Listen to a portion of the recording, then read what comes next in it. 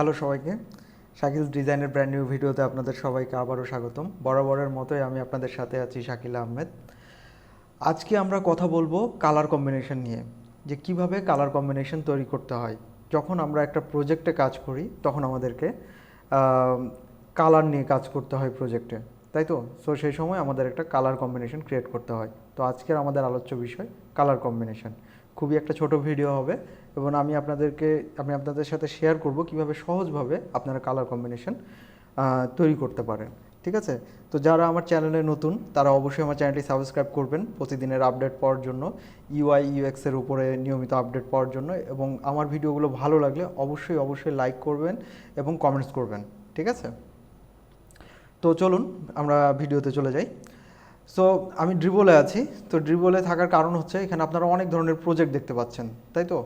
এবং প্রত্যেকটা প্রজেক্টেই দেখতে পাচ্ছেন অনেক কালারফুল। সবাই কিন্তু প্রজেক্টে কিছু না কিছু কালার ব্যবহার করেছেই এবং কালার ব্যবহার করতেই হবে, কারণ কালার খুবই একটা অ্যাসেনশিয়াল, খুবই ইম্পর্ট্যান্ট একটা জিনিস, খুবই অ্যাসেনশিয়াল একটা জিনিস। যেখানে কালার কম্বিনেশনটা যদি আপনার ভুল সিলেকশন হয়, পুরো প্রজেক্টটাই কিন্তু নষ্ট হয়ে যাবে। ঠিক আছে? সো কালার নির্বাচন করাটা এবং কালার কম্বিনেশনটা প্রজেক্টের জন্য ক্রিয়েট করাটা খুবই ইম্পর্ট্যান্ট। ঠিক আছে? তো কিভাবে কালার কম্বিনেশন ক্রিয়েট করবেন? তো কালার কম্বিনেশন ক্রিয়েট করার খুব সহজ একটা উপায় আছে এবং সেটাই আমি আপনাদেরকে বলবো। সেটা হচ্ছে কালার কম্বিনেশন ক্রিয়েট করবেন সবসময় লোগো থেকে। অর্থাৎ যখন কোনো আপনি প্রজেক্ট করবেন তখন অবশ্যই ক্লায়েন্ট আপনাকে কোনো লোগো প্রোভাইড করবে। ঠিক আছে?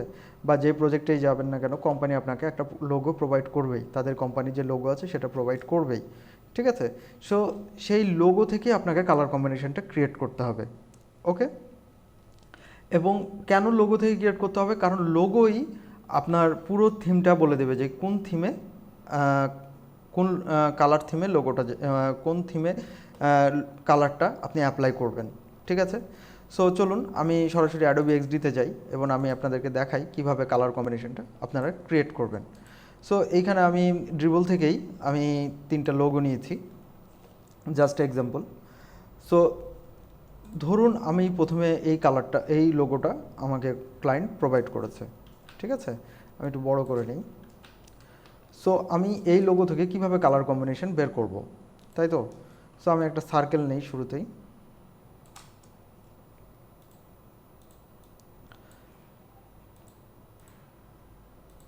তো আমি সার্কেল নিলাম।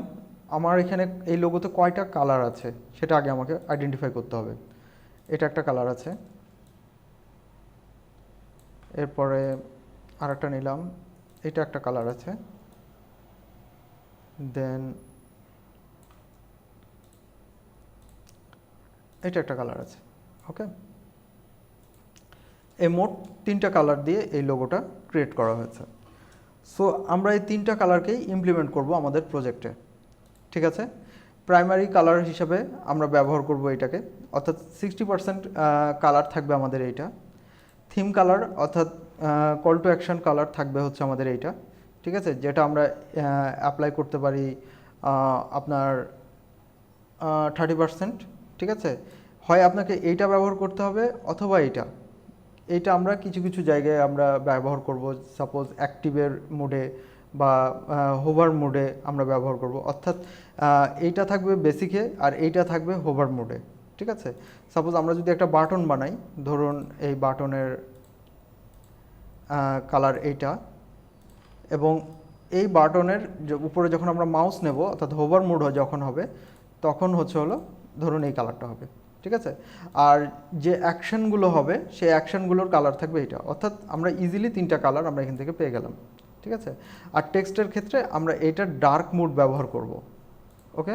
এটা আমরা কম্বাইন করে নিব, অর্থাৎ এটা ডার্ক মোড আমরা ব্যবহার করব ফর টেক্সট, বা এই যে লোগোর এই কালারটা আমরা ব্যবহার করতে পারি। ঠিক আছে? এই কালারটা আমরা সুন্দরভাবে ব্যবহার করতে পারি অ্যাজ ফর টেক্সট। ঠিক আছে? সো এই গেল আমাদের এই লোগোর ক্ষেত্রে। এই লোগোর ক্ষেত্রেও অ্যাজ ইউজুয়াল ঠিক তাই হবে, ঠিক এভাবে আপনাকে এগোতে হবে। 3টা কালার আপনাকে এখান থেকে আইডেন্টিফাই করে বের করে নিতে হবে যে এখান থেকে কোন 3টা কালার আপনি নেবেন। ঠিক আছে? তো এখানে প্রথম কালারটা আমি নেব হচ্ছে এইটা, পরের কালার নেব এইটা, এবং এই কালারটা আমি একটা ন্যাচারাল কালার নেব, অর্থাৎ এটার আমি এরকম একটা কালার নেব, ঠিক আছে, কারণ এইটার প্রাধান্য বেশি। অর্থাৎ এইটা আমার ন্যাচারাল কালার, এটা আমার প্রাইমারি কালার, এটা আমার সেকেন্ডারি কালার, ঠিক আছে। একইভাবে আমি যদি এই প্রজেক্টে যাই, ধরুন এটা আরেকটা প্রজেক্ট, এখান থেকে আমি নেব হচ্ছে প্রথমে এই কালারটা। আপনি প্রত্যেকটা কালার নিয়ে নেবেন, তারপরে ন্যাচারাল কালার অটোমেটিক্যালি বের হয়ে যাবে, ঠিক আছে। আর আরেকটা আপনি নিতে পারেন, সেটা হচ্ছে ন্যাচারাল কালার করে নেবেন। ন্যাচারাল কালার আমি এটার থ্রুতে যাব এবং আমি হালকা কালার নেব একটা, ঠিক আছে। ন্যাচারাল কালার মিন্স যেটা আপনি ব্যাকগ্রাউন্ডে ব্যবহার করবেন, যেটার উপর আপনি ব্যাকগ্রাউন্ডে ব্যবহার করে আপনি তারপর টেক্সট অ্যাপ্লাই করবেন, ইমেজ অ্যাপ্লাই করবেন, বিভিন্ন ধরনের জিনিস, অর্থাৎ ন্যাচারাল কালার, ঠিক আছে। সো এখানে আমাদের প্রাইমারি কালার আমাদের প্রাইমারি কালার থাকবে হচ্ছে এইটা, এবং ন্যাচারাল কালার হবে এইটা, এবং আমাদের কল টু অ্যাকশন কালার হবে এইটা, আর হোভার কালার হবে এইটা, ঠিক আছে। সো আপনারা ইজিলি লোগো থেকে কালার ফাইন্ড আউট করে নিতে পারেন, এবং আমাদের লোগো থেকে কালারটাই ফাইন্ড আউট করা হচ্ছে ন্যাচারাল ওয়ে, এবং কারণ লোগোটাই বলে দেবে যে ওয়েবসাইটের থিমটা কোন দিকে যাবে, ওয়েবসাইটের কালার থিমটা কোন দিকে যাবে, ঠিক আছে। তো চলুন কিছু এক্সাম্পল দেখি, আমি শেষের দিকে আছি ভিডিওর। যেমন দেখুন এখানে ওনার লোগোর কালার উনি ফুডি লোগো এখানে উনি লিখেছেন। সো সাইফুল ইসলাম, সো ওনার লোগোর কালার যেটা দেখুন, উনি এটাকে প্রাইমারি কালার হিসাবে ব্যবহার করেছেন, সব জায়গায় এটা গিয়েছে, ওকে। ওনার সেকেন্ডারি কালার হলো ব্ল্যাক, এবং এই যে ন্যাচারাল কালার, আমি এই ন্যাচারাল কালারটার কথাই বলছিলাম, ওকে। ন্যাচারাল কালার, ওকে। সো এটা হচ্ছে আপনার ব্যাকগ্রাউন্ড কালার হিসেবে থাকবে। এরপরে আরেকটা প্রজেক্টে যাই, ফরিদি ভাইয়ের প্রজেক্ট, একটি ট্রাভেল প্রজেক্ট। সো এখানে উনি যেহেতু লোগোটা হোয়াইট ব্যবহার করেছেন ব্যাকগ্রাউন্ডের কারণে, সো উনি একটা গ্রিনিশ থিম এখানে আনতে চেয়েছেন, যেহেতু এটা একটা ট্রাভেল ওয়েবসাইট। সো ট্রাভেলে আমরা জানি যে আমাদের যখন আমরা ঘুরতে যাই ন্যাচারাল কালার গ্রিনই থাকে, সো উনি একটা গ্রিনিশ কালার ব্যবহার করেছেন, এবং দ্যাটস গুড। দেখতে পাচ্ছেন এখানে ন্যাচারাল কালার গ্রিন ব্যবহার করেছে, হোয়াইট এবং ব্ল্যাক। এরপরে এখানে একটা রিয়েল এস্টেট কোম্পানির একটা ড্যাশবোর্ড, এবং এখানকার লোগো আপনি দেখতে পাচ্ছেন, লোগোর আইকন দেখতে পাচ্ছেন অরেঞ্জ, এবং উনি অরেঞ্জকে বেশি প্রাধান্য দিয়েছেন। সো আশা করি আপনারা বুঝতে পেরেছেন যে আমরা কালার কম্বিনেশন ক্রিয়েট করব লোগোর উপর বেস করে। লোগো থেকেই আমরা 3টা কালার সিলেক্ট করে নিব, যে 3টা কালার থেকে আমরা প্রাইমারি কালার, সেকেন্ডারি কালার এবং ন্যাচারাল কালার, আমরা এই 3টা কালার আমরা বের করে নেব, এবং সেই 3টা কালারকে আমরা ইমপ্লিমেন্ট করব প্রজেক্টের মধ্যে, ঠিক আছে।